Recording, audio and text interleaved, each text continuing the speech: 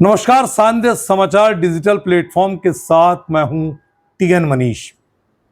हमारे साथ हैं अतुल गंगवार साहब, जो इस समय चर्चाओं के केंद्र में इसलिए भी हैं कला जगत में कि इन्होंने मैं निदा एक ऐसी डॉक्यूमेंट्री बनाई जिसने एक विराट व्यक्तित्व को लोगों से वाबस्ता अलग अंदाज में कराया है। और बड़ी बात यह है कि इस डॉक्यूमेंट्री को राष्ट्रीय पुरस्कार मिला है। तो आपका बहुत स्वागत करते हैं धन्यवाद। सांध्य समाचार में। अतुल जी, ये विचार कैसे आया कि निदा साहब पर कुछ करना चाहिए? क्योंकि हमारा लगाव तो इसलिए है कि ग्वालियर की माटी से है, और आपका इसलिए कि आपने काफी लंबा अरसा उनके साथ गुजारा है। किस तरह जहन में आया कि कुछ ऐसा किया जाए? देखिए, सबसे पहले तो सांध्य समाचार का धन्यवाद कि निदा साहब की वजह से आपने मुझे यहाँ आमंत्रित किया, और आपके दर्शकों का भी धन्यवाद जो हमें देखेंगे। मेरी जो पारिवारिक पृष्ठभूमि रही वो साहित्य और पत्रकारिता से जुड़ी हुई रही। क्या बात। मेरे चाचा जी बच्चों की एक पत्रिका थी पराग, बिल्कुल, उसमें लिखते थे, उसके संपादक रहे, और मेरे पिताजी दिनमान में रहे। तो घर का जो पारिवारिक माहौल था वो लिखने पढ़ने वाला ही माहौल था। और मैंने भी, क्योंकि निदा साहब के साथ 1998 1908 से उनके साथ काम करना शुरू किया, तो निदा साहब का जो व्यक्तित्व था, उनका जो किसी के साथ काम करने का जो तरीका था, वो बहुत अच्छा मुझे लगा। और सही मायने में अगर कोई कहे कि मुझे इंडस्ट्री के अंदर अगर किसी व्यक्ति ने स्थापित किया तो वो निदा साहब थे। निदा साहब वो मेरे लिए बड़े थे, मेरे दोस्त भी थे, और कई बार वो बच्चे भी होते थे। निदा साहब के बड़े व्यक्तित्व के बड़े अलग अलग पहलू होते थे। लेकिन मुंबई की इंडस्ट्री आप जानते ही हैं, जब तक व्यक्ति होता है या उसका सितारा चढ़ा होता है तो लोग उसके साथ खड़े होते हैं, उगते सूरज को सलाम वाली। उगते सूरज को सलाम करते हैं। तो निदा साहब की क्योंकि लेगेसी नहीं थी कोई कि उनके परिवार में कोई बड़ा अभिनेता हो या कोई बड़ा राइटर हो, तो कहीं ना कहीं एक, जिसे कहते हैं कि ये था कि कौन याद रखता है, क्योंकि जो मुशायरों की दुनिया है वहाँ पर जब तक चेहरा दिखता है तो लोग याद रखते हैं। तो मुझे लगा कि उन्होंने मुझे बच्चे की तरह वहाँ पे मेरे को नर्चर किया था इंडस्ट्री में, और कहीं ना कहीं मुझे लगता था कि निदा साहब के व्यक्तित्व के बारे में मैं कई सारी चीज़ें जानता हूँ। और निदा साहब का एक शेर भी है, हर आदमी में होते हैं 10-20 आदमी, जिसको भी देख रहा हूँ कई बार देख। तो मैंने कहा चलो, क्योंकि उन्होंने मुझे बच्चा माना था अपना, तो मैंने कहा मैं अपने कर्तव्य को पूरा करूं और एक अच्छी डॉक्यूमेंट्री, क्योंकि वो इतनी बड़ी शख्सियत है, मुझे लगता था उनके ऊपर कुछ होना चाहिए। ठीक है, किताबें तो लोग पढ़ते हैं, लेकिन अगर एक डॉक्यूमेंट्री रहेगी तो लोग उसको देखेंगे भी तो अलग अलग माध्यम से।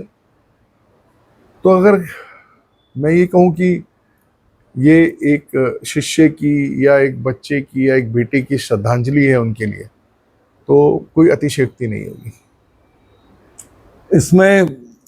उनकी जो धर्मपत्नी है मालती जी के किस तरह के इमोशंस और शेड्स आए? देखिए, मालती जी उस फिल्म को बनाने में भी, उसको बनवाने में भी एक बहुत अहम कड़ी थी हमारे लिए, क्योंकि एक पत्नी पति के और भी रूपों को जानती है। बिल्कुल, मतलब घर में सबसे ज्यादा समय वही बिताती है। यूं कहें जो संसार नहीं जानता वो पत्नी जानती है। तो कहीं ना कहीं उनकी प्रेरणा, उनका आशीर्वाद रहा हमारे साथ। और मालती जी ने जो उनके साथ उनका जो संबंध, उनका साथ जो रिश्ता बना, वो किस तरीके से बना, उसके बारे में चर्चा की। फिर किस तरीके से मोहब्बत का इजहार हुआ, उसके बारे में चर्चा की। तो कहीं ना कहीं कुछ गजल सीखने पहली बार पहुंची थी। नहीं, वो बड़ा इत्तेफाक था। निदा साहब की कुछ गजलें मालती जी जानती थी, लेकिन निदा साहब कौन है वो नहीं जानती थी। तो इत्तेफाकन जब वो उनसे मुलाकात हुई कि कुछ वो, क्योंकि वो खुद गायिका थी और गुजराती फिल्मों की अभिनेत्री थी, तो उनकी इच्छा हुई कि भाई कुछ गजलें लें, कुछ चीज़ें जाने समझें। तो जब उनकी निदा फाजली साहब से मुलाकात हुई और उन्होंने जाना कि ये जो शब्द जिनको वो गाती हैं, गुनगुनाती हैं, वो इसी शख्स के लिखे हुए हैं, क्योंकि अब आज जैसा जमाना तो है नहीं, उस बिल्कुल। जमाने में इतनी शायद अवेयरनेस नहीं होती, आज तो गूगल है। एक्सपोजर का अभाव था। हाँ, तो कई बार होता था आप शख्सियतों को जानते भी नहीं है, कई बार हमारे साथ होता था कि भाई अच्छा ये उन्होंने लिखा है। अब कभी किसी को मुकम्मल जहां नहीं मिलता तो सब जानते हैं, लेकिन तू इस तरह से मेरी जिंदगी में शामिल है, किसी को पता ही नहीं कि ये लिखा है कि नहीं लिखा है। तो ऐसी बहुत सारी चीज होती। तो मालती जी के जो निदा साहब की गजलों से उनका परिचय पहले था, उनकी शायरी से उनका परिचय पहले था, लेकिन जब मिली और दोनों चीजों का संगम हुआ तो फिर निदा साहब के साथ उनका रिश्ता एक अलग बन गया। क्या बात है। तो ये जो इसमें एक चैलेंज आपको रहा होगा कि इतने बड़े संस्मरणों को, इतने बड़े व्यक्तित्व को, इतनी बड़ी यात्रा जर्नी को एक टाइम बाउंडिंग करना, और उसमें फिर मुख्य जो लग रहा है कि ये बिल्कुल नहीं छूटना चाहिए, तो उनका तो ऐसा रहता है किसको छोड़ूं किसको पकड़ूं, ये तो सब कुछ दिखाने लायक है। तो वो पशोपेश किस तरह से रहा, कश्मकश कैसी रही? क्या हुआ कि इस फिल्म में एक निदा साहब का इंटरव्यू है हाँ। जो आज से 26 साल पुराना है। जी। मतलब जब हमने ये डॉक्यूमेंट्री बनाई समझिए 2024 में, तो वो 24 साल पुराना था। जी। ये इत्तेफाक होता है कई बार कि कुछ चीज़ें, क्योंकि हम शायद प्रोफेशनल उस पीढ़ी के आखिरी लोग हैं जिन्होंने टेप से काम करना शुरू किया, मिनी डीवी, बीटा और हाई बैंड, लो बैंड, ऐसे काम करना शुरू किया और अब डिजिटल तक आए। तो ये ईश्वर का संयोग था कि 2000 में कुछ इंटरव्यूज या जो वर्किंग जो चीज़ें थी वो हमारे पास रिकॉर्डिंग रह गई जो टेप में थी, और इत्तेफाक ऐसा आर्काइव था वो। हाँ, आर्काइव हो गया। मतलब आज मैं सोचता हूँ कि उसकी कितनी वैल्यू थी। अगर वो मैं महज टेप समझकर अगर कभी उसको कबाड़ी को दे देता या कुछ दे देता तो क्या होता। तो वो बचा हुआ था। तो एक हमारे पास एक लंबा सिलसिला था यादों का, और जब मैंने इसको बनाना शुरू किया तो मैं इसको डायरेक्ट भी कर रहा था। तो मैंने लगभग 70% जो आज की डॉक्यूमेंट्री वो मैंने शूट की थी। फिर मुझे लगा नहीं, ये ना कहीं भटकाव हो रहा है। जो आपने कहा ना कि क्या रखें क्या छोड़ें, हाँ, वो एक बड़ी कश्मकश होती है। अब अभी बहुत सारा ऐसा भी कुछ बचा हुआ रह गया है कि जो आना चाहिए, फिर इस्तेमाल हो सकता है, एक नई डॉक्यूमेंट्री खड़ी हो सकती है। तो फिर उसके लिए एक निर्देशक लिया बाहर से। फिर हमारे तोमर साहब जो हमारे ग्वालियर के ही आपके एडिटर जो थे उसके, जिनका शायर और शायरी से कोई लेना देना नहीं था, उनके लिए फिल्म मायने रखती है कि अच्छा क्या दिख रहा है, अच्छा कैसे दिख रहा है। तो वो एक हमारे लिए बड़ी पॉजिटिव चीज़ है, क्योंकि आत्मा हमने रखी उसमें और उसको सजाया तोमर साहब ने। तो वो एक बड़ी चीज़ हो गई कि क्योंकि वो कसाई हो गए ना, फिर उनका कोई लेना देना नहीं था। वो निदा साहब को जानते भी थे और नहीं भी जानते थे। वो कह रहे भाई ये हटाओ। उनकी कंसर्न तो ये थी कि जो बेटर कैसे, अच्छा कैसे लगे, अच्छा कैसे दिखे और रफ्तार कैसे बनी रहे। मतलब ये भी होता है ना कि डॉक्यूमेंट्री लोगों को नीरस लगता है। हाँ, एक पेस बना रहे, तो वो एक चीज हुई।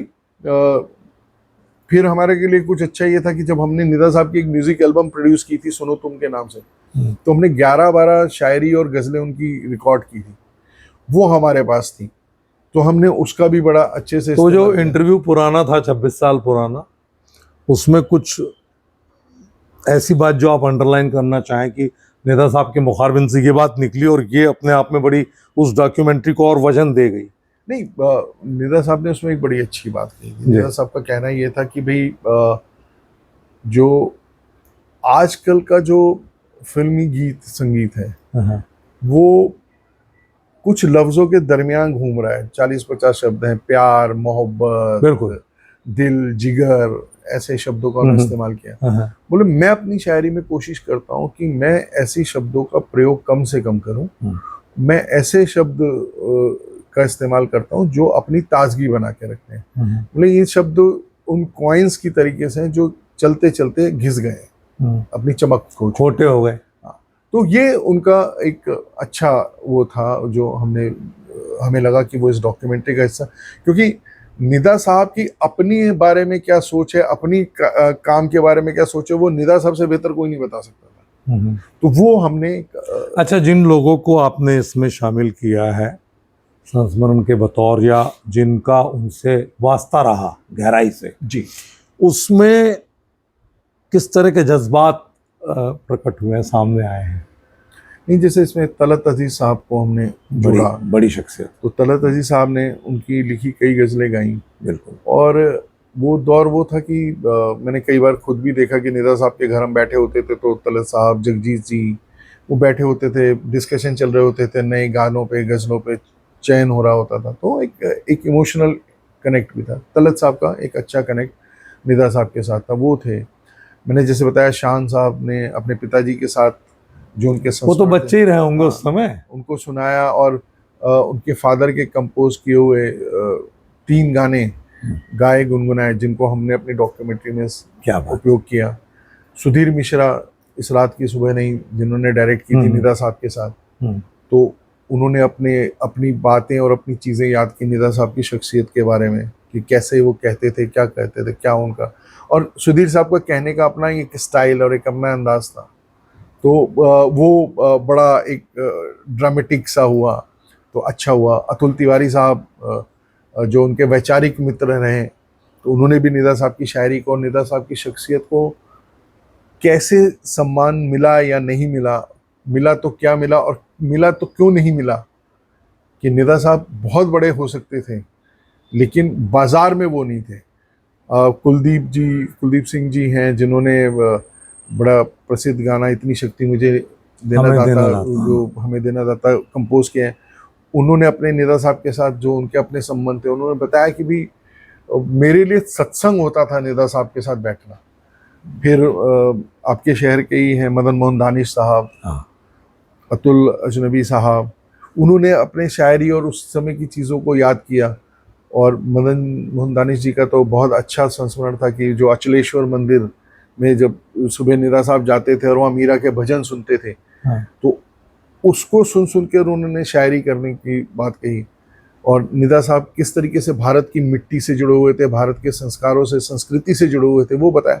तो काफ़ी सारे दिलचस्प, जो मैं कहता हूँ कि हमें संस्मरण सुनने को मिले।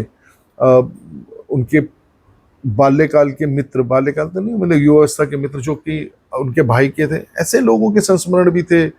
पप्पू भाई हैं, जो उनकी माताजी ने उनको गोद लिया था, उन्होंने अपना वो किस्सा भी सुनाया कि किस तरीके से, मतलब निदा साहब ने अपनी किताब में भी लिखा है कि हम 7 भाई थे तो 8वां ये था, हम 7 बच्चे थे तो मतलब ऐसे लोग जो इमोशनली कनेक्ट थे। घनश्याम वासवानी हैं, बहुत प्रसिद्ध सिंगर हैं, उन्होंने भी एक गज़ल गाई, गुनगुनाई, है ना। अच्छा, आपको इस पूरे उसमें जगजीत जी को मिस किया? बहुत, क्योंकि गरज बरस प्यासी धरती पर फिर पानी दे मौला, बहुत मिस किया। बहुत ऐसे बहुत सारे उन्होंने उनके काफी कनेक्ट रहा किया, और इसलिए नहीं कि उन्होंने उनको बहुत गाया था जी, इसलिए मिस किया कि निदा साहब और जगजीत सिंह जी की मित्रता बड़ी, मैं वही उसी पॉइंट पे आ रहा था। हाँ, बहुत अजब और गजब थी। मुझे याद है कि मेरे एक प्रोफेसर होते थे दिल्ली यूनिवर्सिटी के, उनको अपनी भतीजी के लिए कोई एक रिकमेंडेशन लेटर चाहिए था। तो मैंने निदा साहब को कहा, तो गज़ल गायकी और मतलब सिंगिंग में चाहिए था, तो बोले मैं अभी कल दिल्ली आ रहा हूँ, जगजीत मेरे साथ होगा तो मैं उससे लिखवा दूंगा। ठीक है भाई साहब, हम भी पहुंच गए एयरपोर्ट, बोले एयरपोर्ट आ जाना। अब एयरपोर्ट पहुंच गया, हमको पता ही नहीं था कि कागज़ पे लिख के जाना चाहिए, जगजीत सिंह जी साइन कर देंगे।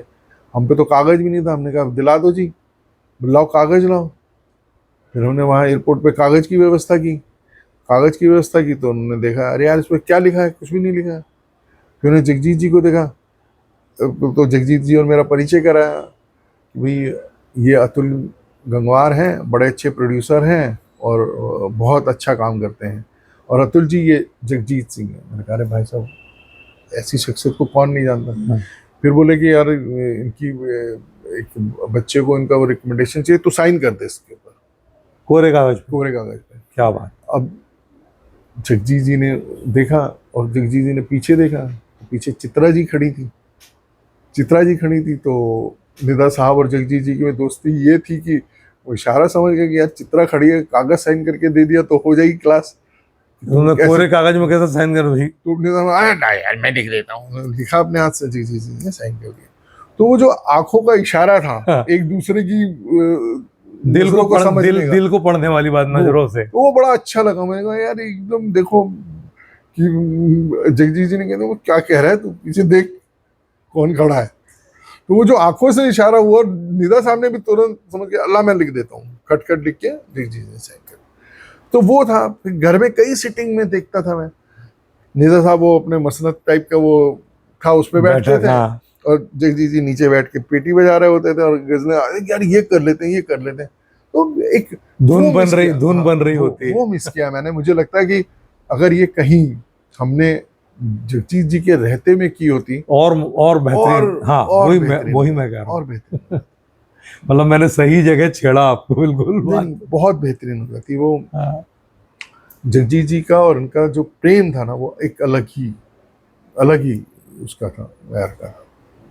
अच्छा, ये तो बात हो गई एक अदब की दुनिया की।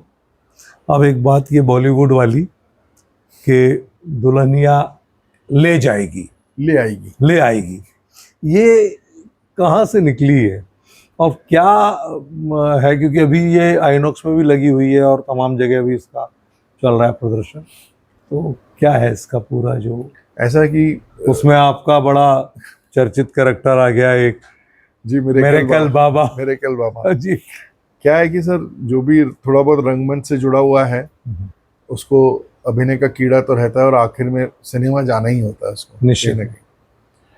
तो मैंने एक अटेम्प्ट किया था 26 साल पहले, सन 2000 में, एक फीचर फिल्म बनाने का सोचा था, लेकिन दुर्भाग्य से वो नहीं बनी। उसके गाने निदा साहब ने लिखे थे, 3 गाने, शंकर महादेवन साहब, रेखा भारद्वाज जी, सुखविंदर जी ने गाने गाए थे, पीयूष तौफीक का म्यूजिक था। वो गाने वगैरह रिकॉर्ड हुए, लेकिन वो कहीं कसक मन में एक बची रह गई थी कि लगता था कि यार कभी अधूरा काम पूरा करना है। हाँ, वो कि यार ये वाला कीड़ा भी एक बार शांत करना है कि भाई फिल्में की हैं। फिर 2015 में एक मौका मिला, लेकिन वो एक मित्र फिल्म बना रहे थे, वो भोजपुरी फिल्म थी।